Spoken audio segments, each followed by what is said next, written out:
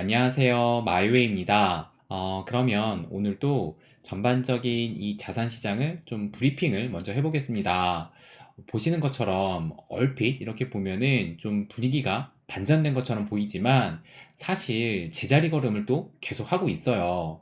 그런데 이 암호화폐 시장뿐만 아니라 어제 이 미 증시도 마찬가지였습니다. 그런데 어제 이 미 증시가 개장했을 때는 그래도 좀 긍정적인 부분이 보였어요.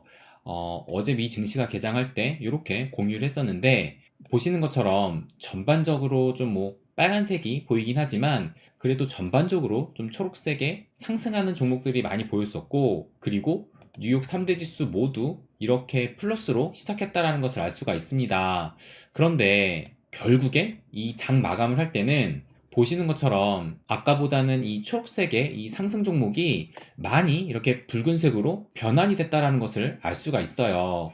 그리고 이걸 보시면 좀 더 명확하게 알 수가 있는데, 보시는 것처럼 어제 장이 시작했을 때만 해도 이렇게 상승 출발을 하더니 얼마 지나지 않아서 다시 이렇게 빠지더니만 결국에는 이런 음봉으로 마감을 했습니다. 그래서 이 뉴욕 3대 지수가 어떻게 마감됐는지 한번 보면 다우존스가 0.12%, S&P 500은 0.07%, 그리고 나스닥은 마이너스 0.11%로 이 뉴욕 3대 지수 모두 이렇게 거의 제자리 걸음을 했다라는 것을 알 수가 있습니다. 이렇다 보니까 이 비트코인의 움직임 역시 어제 미 증시가 개장을 했을 때는 이렇게 상승을 하더니만 다시 미 증시가 빠지니 비트코인 역시 이런 하락이 나왔어요. 그래서 일봉으로 다시 한번 체크를 한번 해보면 보시는 것처럼 어제 일봉도 결국엔 이렇게 음봉인데 어제도 마찬가지로 이 십자 모양의 이 도치 캔들로 마감을 했다는 것을 알 수가 있어요.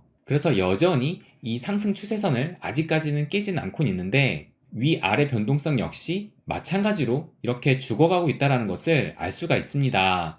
그만큼 지금 이 미 증시나 암호화폐 시장이나 좀 눈치 보기 장세로 흘러가고 있고, 또 그 말은 지금 상승 동력이 없다라고 볼 수 있을 것 같습니다. 그리고 어제 말씀드린 대로 오늘 밤 12시, 그러니까 정확하게는 이제 8일 새벽 12시에 이 파월의 의회에서 이 증언을 앞두고 있습니다.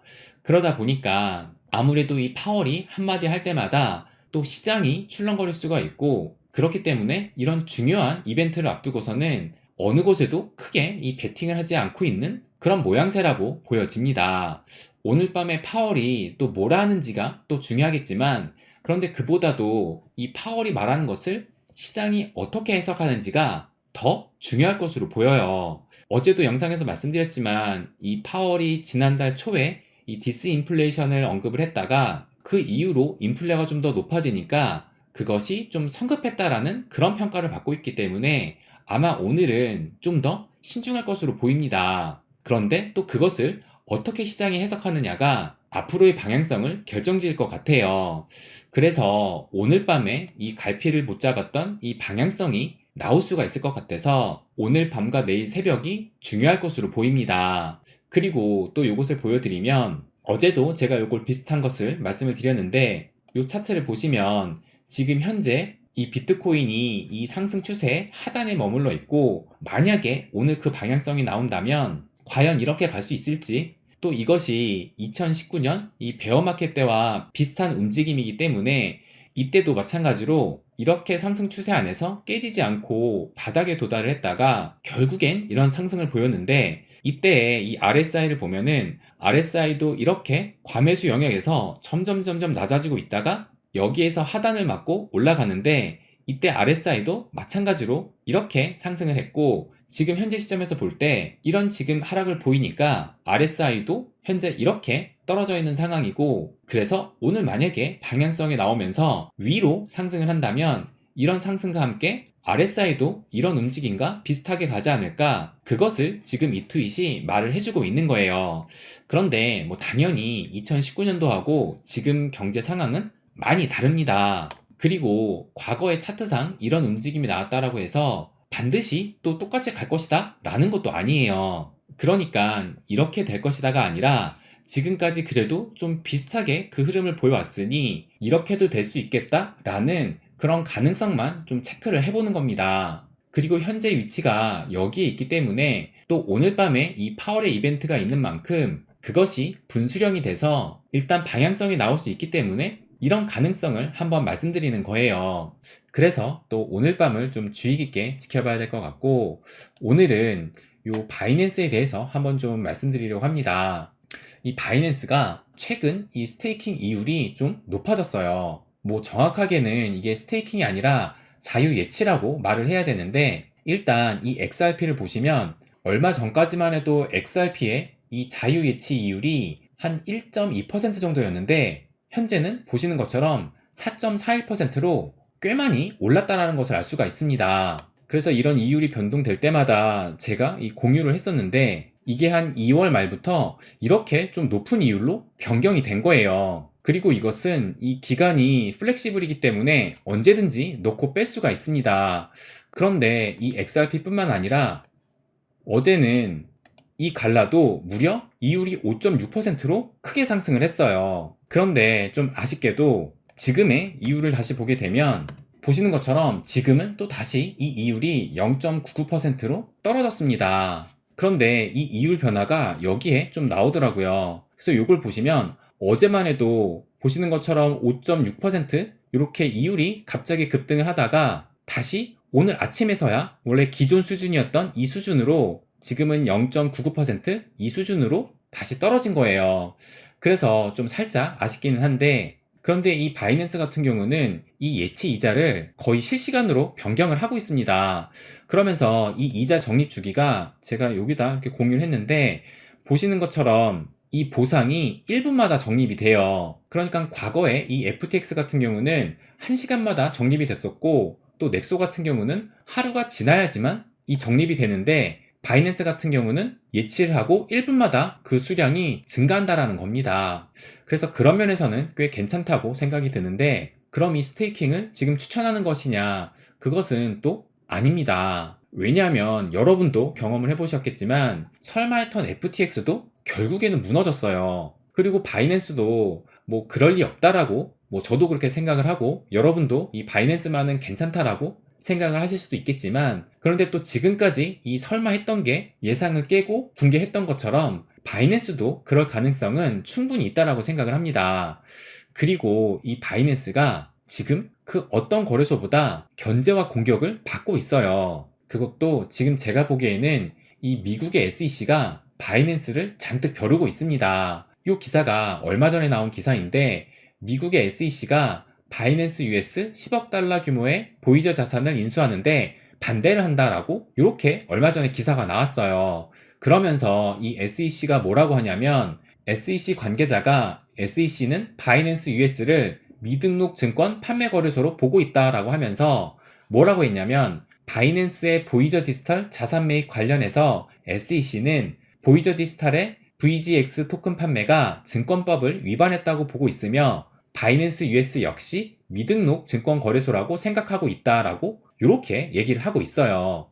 그리고 또 이 기사를 보시면 미 상원 의원들이 바이낸스 거래소는 불법 금융 활동의 온상이다라고 이렇게 또 얼마 전에 기사가 나왔습니다. 그러니까 이 바이낸스 US에서는 자금 세탁 규제 관련해서 미 상원 의원 정보 요청에 곧 답변을 할 것이라고 하면서 뭐 자금 세탁 방지법을 포함해서 모든 규제를 준수하고 있고 충분한 준비금을 보유하고 있다라고 이렇게 또 해명을 했어요.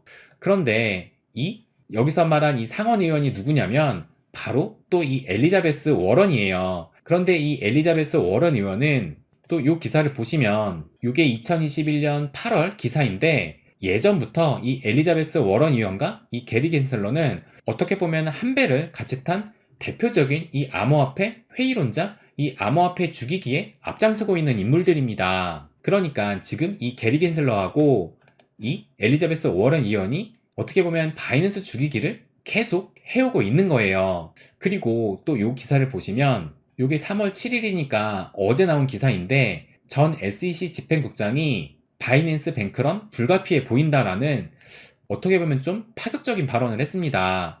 그러면서 뭐라고 말을 했냐면, 자신의 트위터를 통해서 바이낸스가 불가피한 뱅크런에 직면할 것이다 라고 말을 하면서, 이 바이낸스는 미국 규제 감독이나 감사 없이 금융 서비스를 제공하고 자체 위조 통화를 주조하는 그림자 은행이라고 부르며 제2의 FTX가 될 수 있다라고 하면서 거래소가 제대로 운영되기 위해서는 감독, 감사, 검사, 보험, 순자본 한도 등에 대한 의무가 필요하다. 바이낸스 붕괴는 투자자 대학살을 초래할 것이다 라고 이렇게 좀 어떻게 보면 공포스러운 발언을 했습니다. 그러니까 이 미국 입장에서는 바이낸스가 좀 눈에 가시일 거예요. 이 바이낸스는 지금 전 세계 1등 거래소인데 그 1등 거래소가 또 자기 미국 내 거래소가 아니고 또 이 바이낸스는 본사도 또 불투명하고 어떻게 요리조리 하면서 이런 규제들을 다 피해가고 있어요. 그러다 보니까 이 미국은 지금 바이낸스 때리기, 이 죽이기를 하고 있다라고 저는 보여집니다. 그래서 만약에 진짜 이 바이낸스가 붕괴가 된다면 이것은 또 암호화폐 시장에 큰 충격으로 다가올 것이고 그때는 다시 이 비트코인이 바닥을 찍으러 갈 수도 있다라고 봅니다. 그래서 지금 이 바이낸스는 SEC하고 전쟁 중인데 또 근데 SEC는 리플하고도 전쟁을 하고 있어요. 그래서 이 SEC가 지금 이 암호화폐 시장을 완전히 좀 들쑤시고 있는데 그렇기 때문에 이 시장은 아직 성숙하지 못한 이 단계에 있는 것이고 그래서 이 바이낸스에 예치를 하는 것도 그 리스크를 충분히 감수하고 해야 한다라고 생각을 합니다. 그래서 자기가 조금이라도 좀 걱정이 된다 하면은 뭐 고작 몇 퍼센트의 이 이유를 받기보다는 안전하게 이 개인 지갑에 보관하는 것이 훨씬 낫다라고 생각을 합니다. 그리고 이 바이낸스가 왜 갑자기 이 높은 이유를 제공할까? 그것도 좀 곰곰이 생각해 봐야 하지 않을까 생각이 듭니다. 네, 그럼 오늘은 여기까지 하겠습니다. 항상 제 이야기 끝까지 들어주셔서 감사드립니다. 부자가 되는 길, 마이웨이.